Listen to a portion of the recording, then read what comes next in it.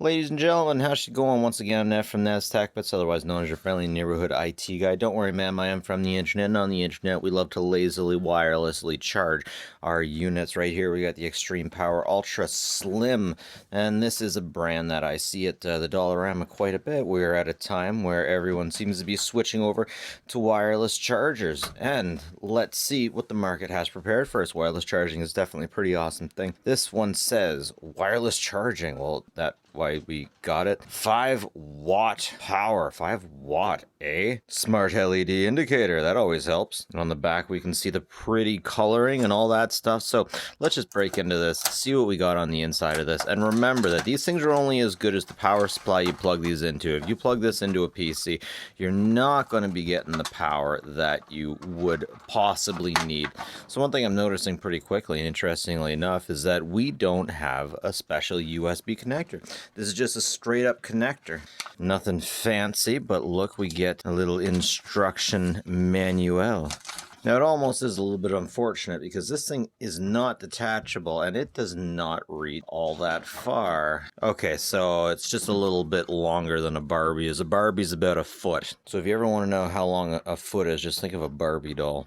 Alright, so we got her pulled out, we're checking her out. This thing should have LEDs in them, and you can see them if you do this. I don't really like the way they don't show up too well. You almost got to turn the lights off before you can see them. You can't see them straight on unless the lights are out. And then you put your unit on. Oh, I like that. Let's see if I can see that with the lights on.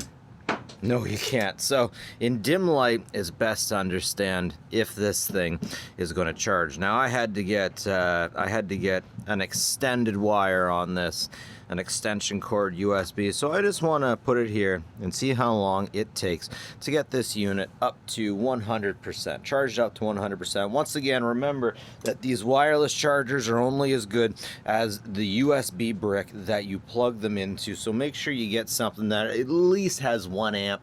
I'd recommend at least 1 amp, but I'd recommend 2 amp if you actually want to get moving. Alright, so I let this unit charge for 15 minutes and we got 1% more. So there's different things that could affect your charge, like your phone case. If your phone case is too thick, it's going to make so you don't charge so quick. Now I'm going to try this test again, and I'm going to plug in directly to the charge brick without using the extension cable. It's going to be an ugly shot, but let's see how much better I do. Now the charger claims to be a 3.1 amp.